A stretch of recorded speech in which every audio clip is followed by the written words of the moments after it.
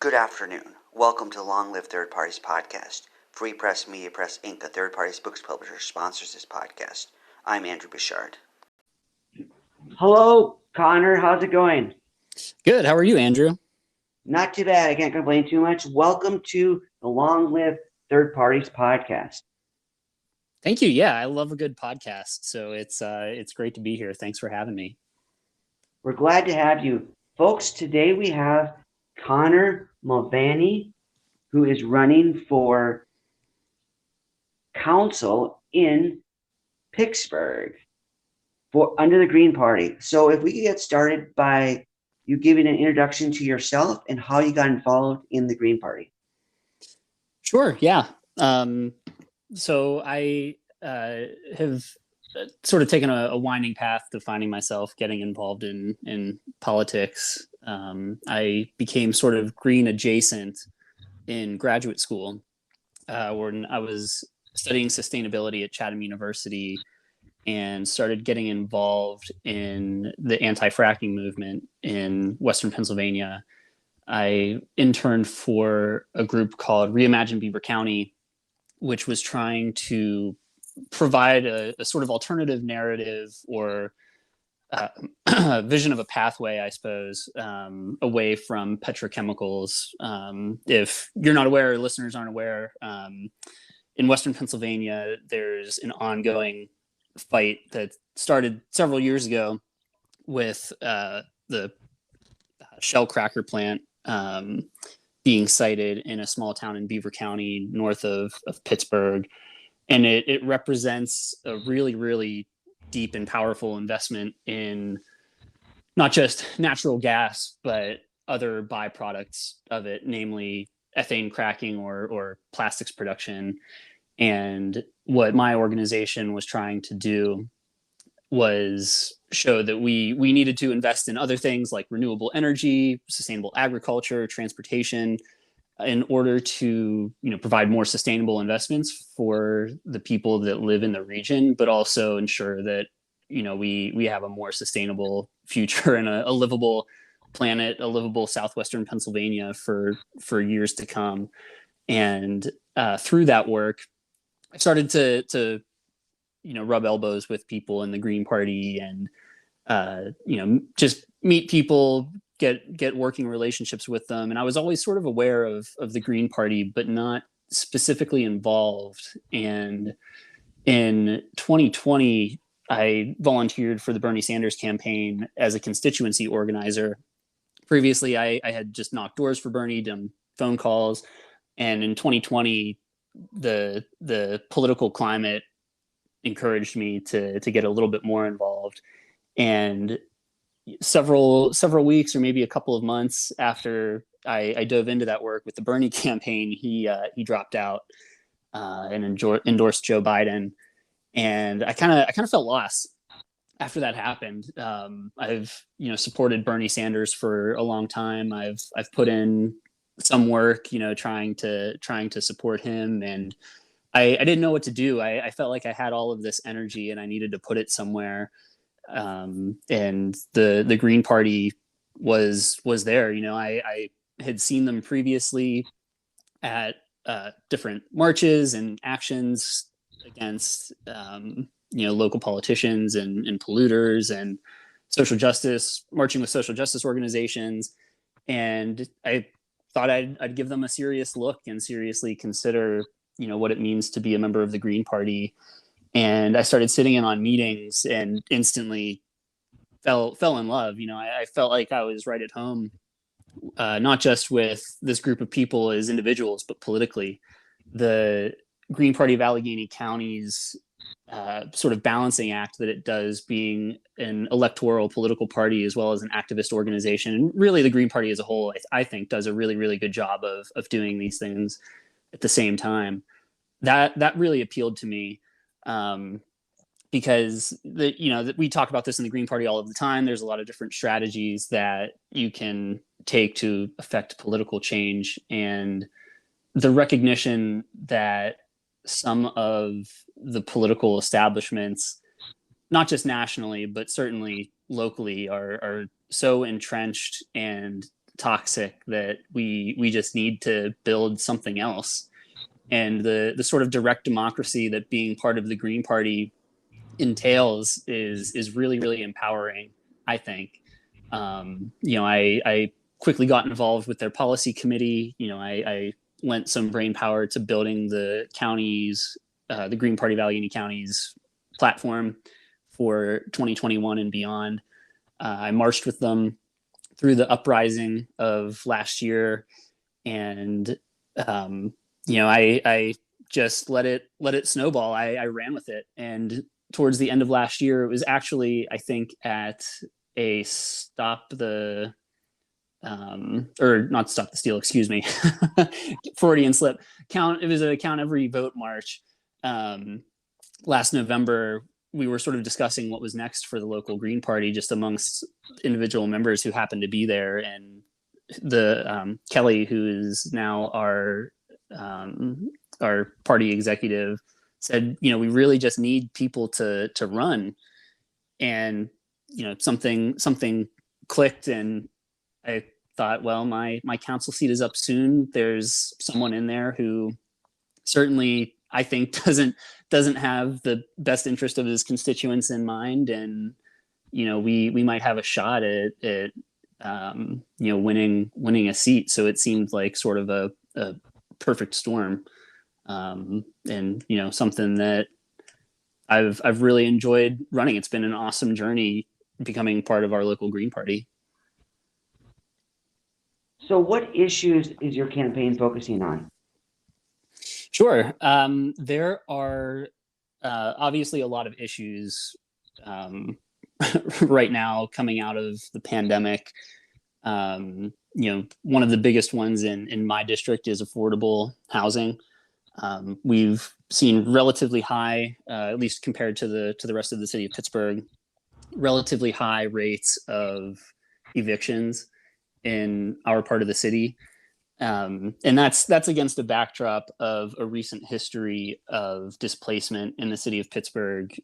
We've lost a lot of people of color within the city. They've moved to adjacent suburbs and other parts of the county, and poor folks as well. And of course, there's some intersectionality that happens there too. But some of the most vulnerable people in our city have been pushed out in places like Lawrenceville, the Hill District, and City Council is starting to try to do something about it. We recently had a sort of small sort of piecemeal inclusionary zoning bill passed through our city council that is just not strong enough, will not give the city of Pittsburgh as a whole, the power to self-determine who can live here, and just leaves other parts of the city open to gentrification that's been happening for really the last, I guess you could argue half a century, since Three Rivers Stadium was built. It's just been it's been strange to watch this continue to happen in slow motion when the city of Pittsburgh has had such a history. Every city in America has its own histories of gentrification, but it's hard to watch city leadership deny that it's an issue. On top of that, everybody's aware of the fight over defunding the police. The city of Pittsburgh also chose to cut basically every city department besides our police force last year in the middle of the pandemic, and it's really shameful. We we were out in the streets marching last year, against police brutality for Breonna Taylor and George Floyd and Antoine Rose and other folks who've been mistreated by police in our local area. And it's clear that there's change in the air. And Pittsburgh Mayor Bill Peduto, now former mayor, he lost his primary in May, just was not receptive to things that people were saying in the streets. Many advocates tried to meet with him. He met with some folks, and really the response that he gave to them was less than welcoming. And really, the whole story comes down to putting your money where your mouth is, and whether you're willing to make systemic changes. And the city administration made it clear that they weren't. So I'm running to put money in city departments that will have positive change in people's everyday lives. Specifically, I'm concerned with our Department of Public Works. My district especially has an issue with getting snowplows to them, which ironically, my opponent 4 years ago ran on the slogan "Back to Basics," which was kind of a dog whistle, if you will, that other good things happening in the city were, not for this part of town. But anyways, he's chair of the Public Works Committee, and yet, it's been 4 years and we still have to call 311 down here to get our streets plowed. I think actually, in fact, I live on, I think, one of the last streets to get plowed in the city of Pittsburgh. And I'm on a bicycle. I get around primarily by bicycle if I'm not taking the bus. And it's a challenge in the wintertime just to go to the grocery store, to get to work, to do the simple things. And when someone runs on the platform of back to basics, what can you do besides laugh at that?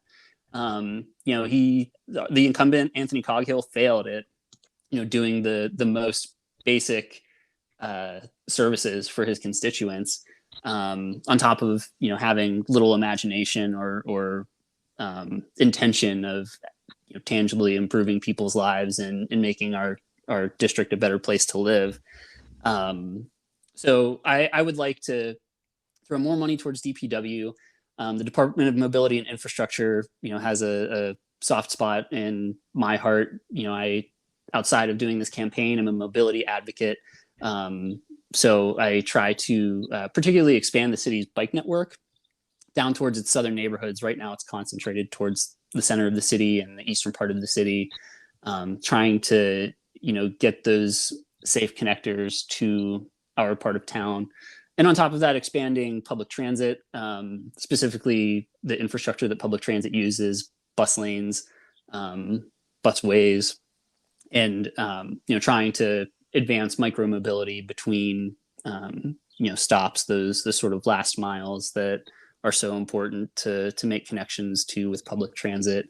And then finally, refunding the Office of Equity, which was also cut in the past year, and especially for such a new department within the city, coming in at such a critical time in our nation's history, cutting it in favor of an inflated police budget that does little to do anything but brutalize constituents. It's unconscionable. And to think that city leadership would think that nobody would notice or wouldn't care.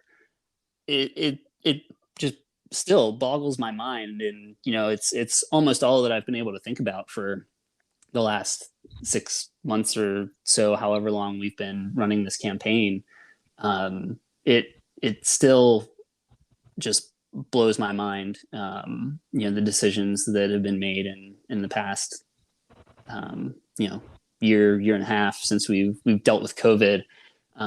Just an absolute lack of leadership at the mayoral level, the city council level. We really have to, regular people like you and me, have to run for ourselves, to make our own lives better, because it's just clear that no one's going to do that for us, right? No one is going to save us. We have to be the candidates that we want to see running. And, that's what I hope to bring to this race. That gives us a good idea of what you are standing for in your election. So what is it like to run for city council in Pittsburgh as it pertains to ballot access? Sure.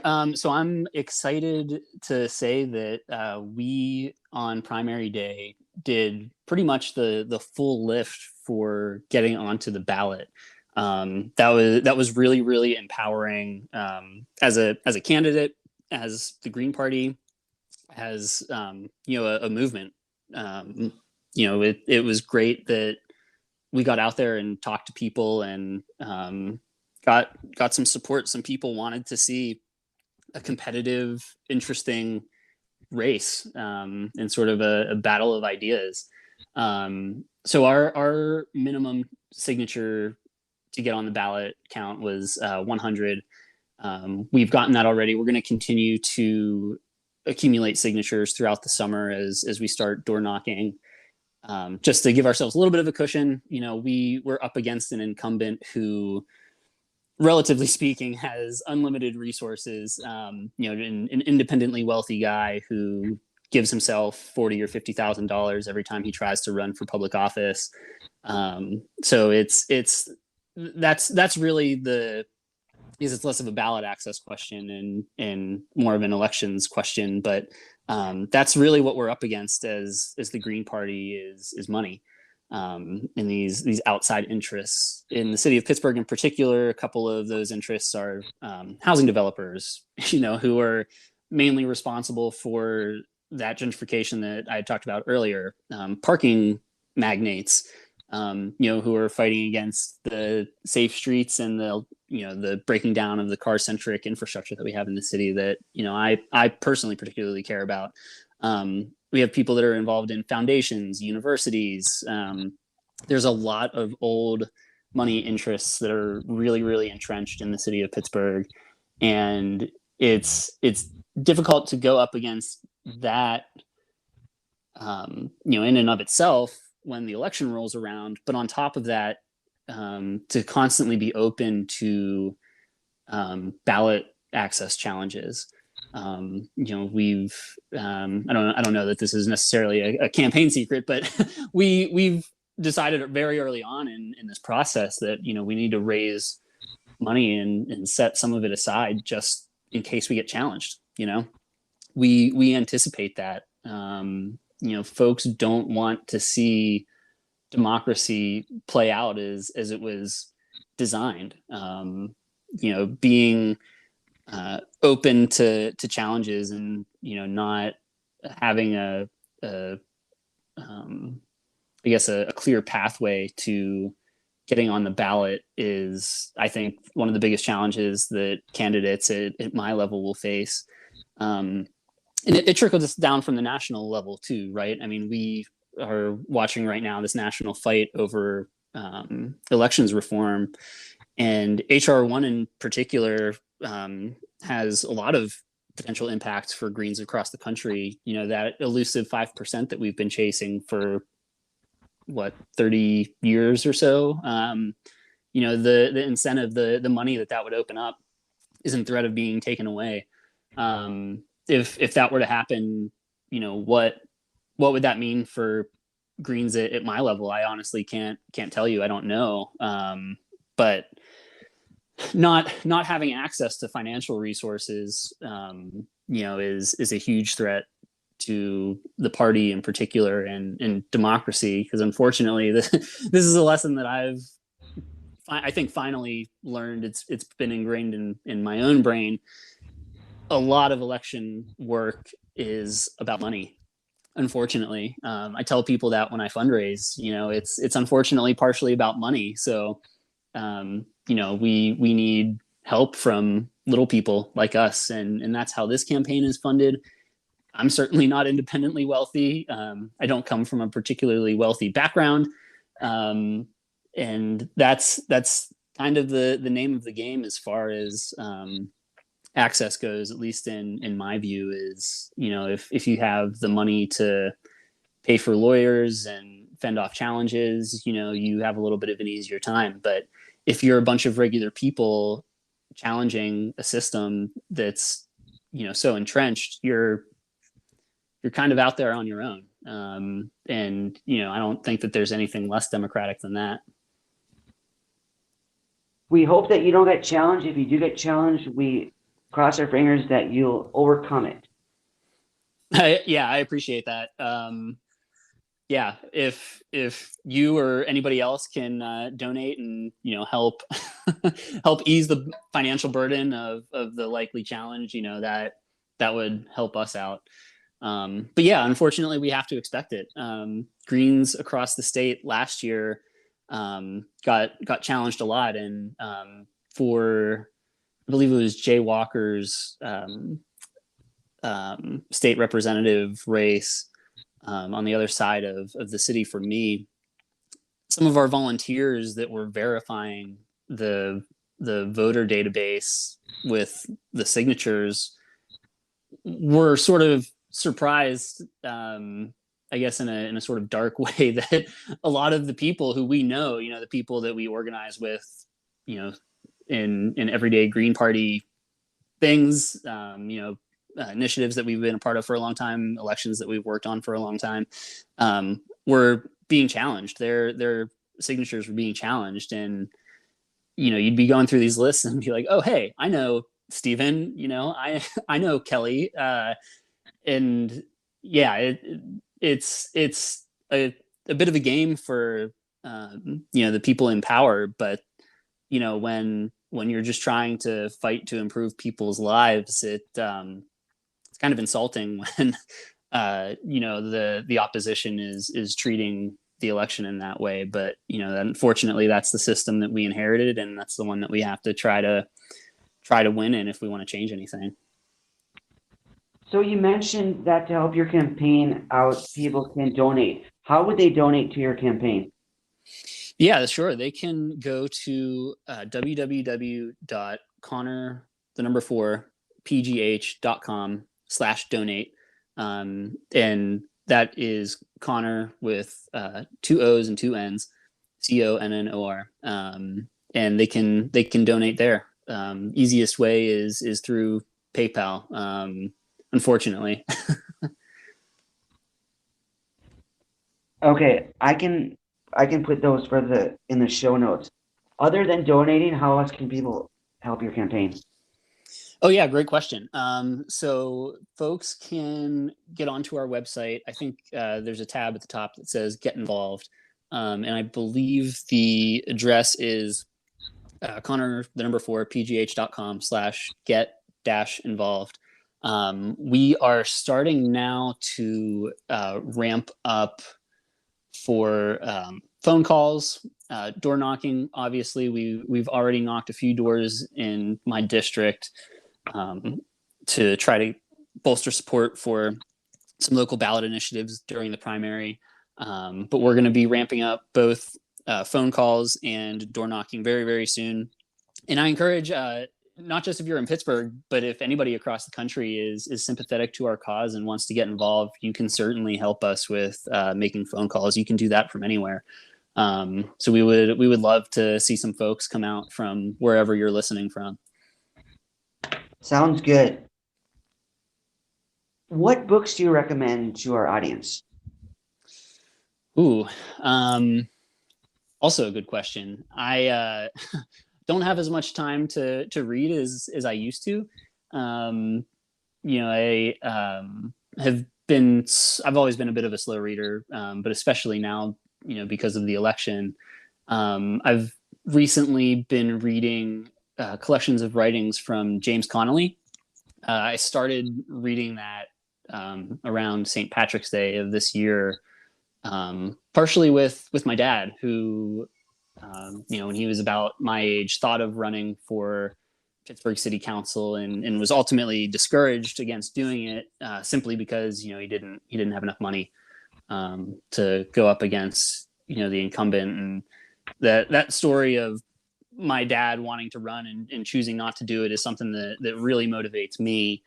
And so I'm obviously close with him. If you couldn't tell from my name, we were of Irish heritage, and I'm in part of doing some of my own anti-racist work, trying to reclaim some of that heritage. And Connolly, I think, does a really good job of recognizing struggles for Irish people in the diaspora and people all over the world. I think it's important for people to read that sort of history, that working class history, in order to understand where we're coming from and where we have to go.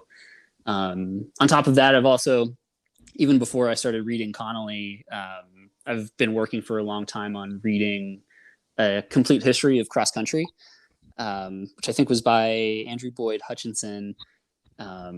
Just a bit of more light reading. I ran cross country in high school and college, and this book reads like race recaps from over 100 years ago, which probably to the average person reads very dry. But if anybody has ever run track or cross country in their life, it's a lot of fun to read, and kind of similar to social movements. It's interesting in athletics to see where we've come from and use that as a roadmap of where to go. It's very cool, underappreciated part of history, especially if you're interested in college athletics. So you do see a parallel between athletics and social movements. Oh yeah, of course. Yeah. We're in Pittsburgh. How can you not?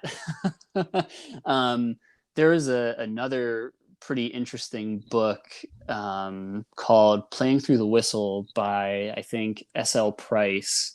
And it follows a string of stories about football players in the steel town of Aliquippa, which was a company town built around the J&L steel plant along the Ohio River, I think 45 miles north or so of the city of Pittsburgh. And basically every thread of the 20th century that we learn about at like a 10,000 foot level gets condensed into this book, and all of these forces are thrown upon this town. I mean, whether it's the labor movement in the 30s and the 40s with steel strikes and winning workers' rights, to over policing and the war on drugs in the present day,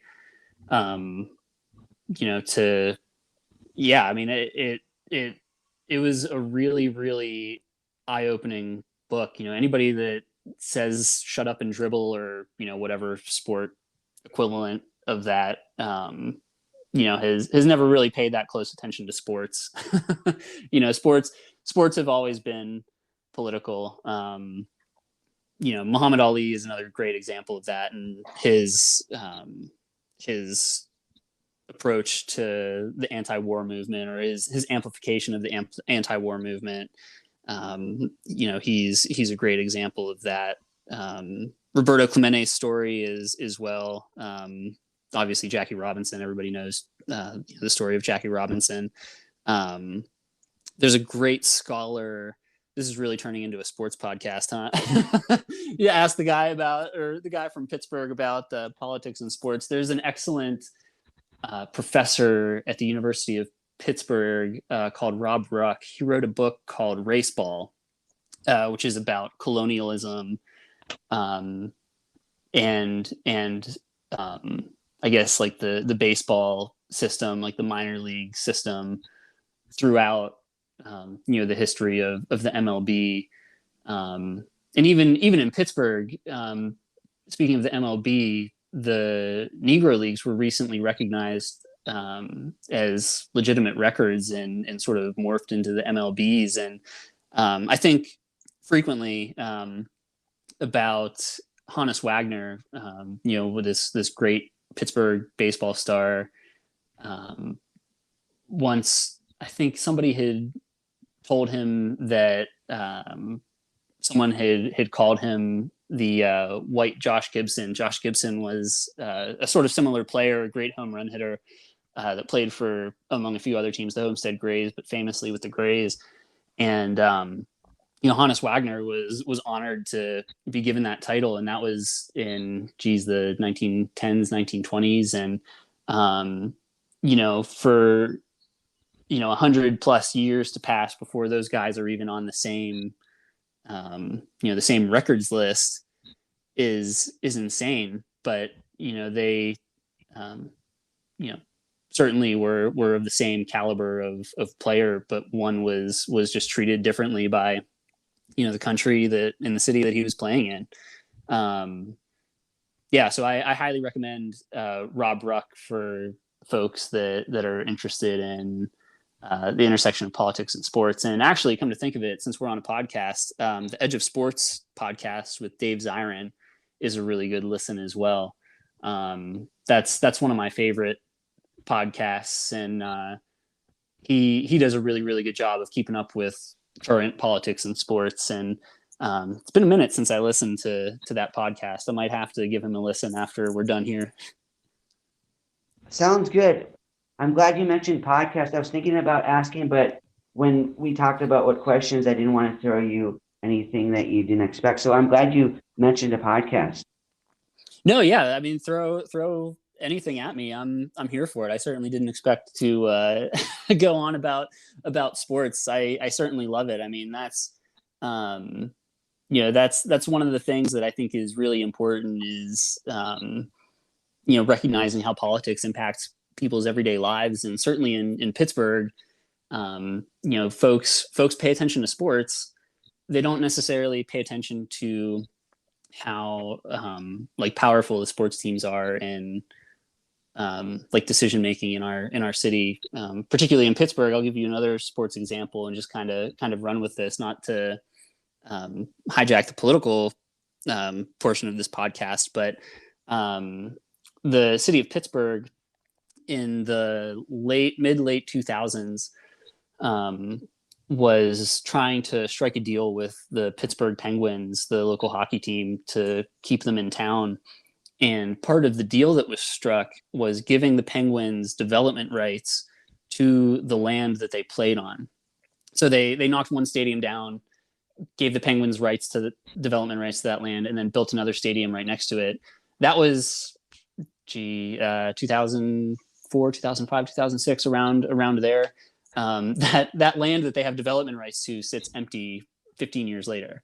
It of course, I had I think mentioned Three River Stadium earlier.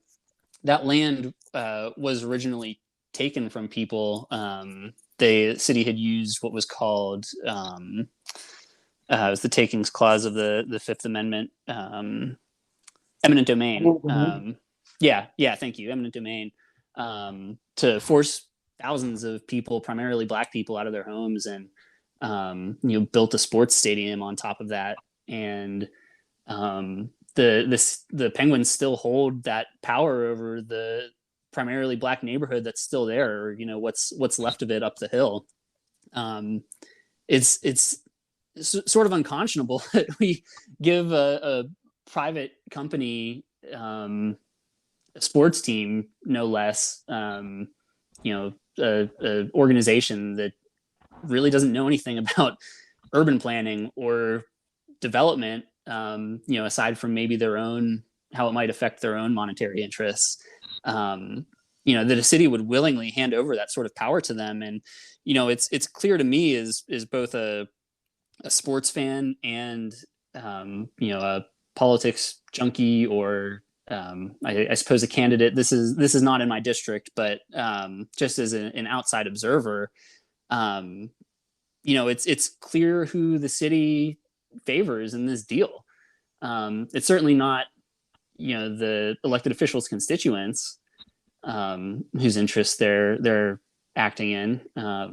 It's the sports teams, and they're treated like these economic powerhouses. And I mean, how long is the NFL season? It's 16 weeks, maybe 20 if the team is any good. And we're handing over so much power for 20 weeks out of the year, and hotel fees and the taxes, the other taxes that come from that.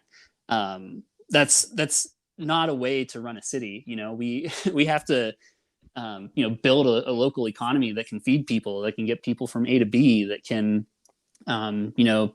build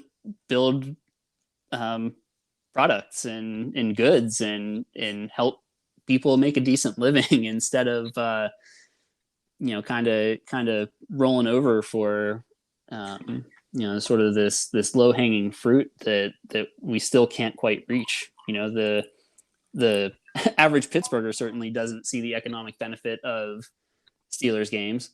There are much better ways that we can run our cities besides just trying to play a power game. And this is just like with our electoral system, right? We can build something for ourselves, but that's kind of the trick, is we have to do it ourselves, right? Regular people like me and you, regular sports fans like us. Good to hear, Connor. We're glad to have you on this podcast. We thank you for coming, and we wish you all the best in your campaign. Thank you. Yeah, I appreciate hearing that. This conversation kind of took a turn I wasn't expecting, but I'm always glad to talk sports critically. This has been a lot of fun. Excellent. Well, you have yourself a great day and all the best. All right. You too, Andrew. See you later. Bye.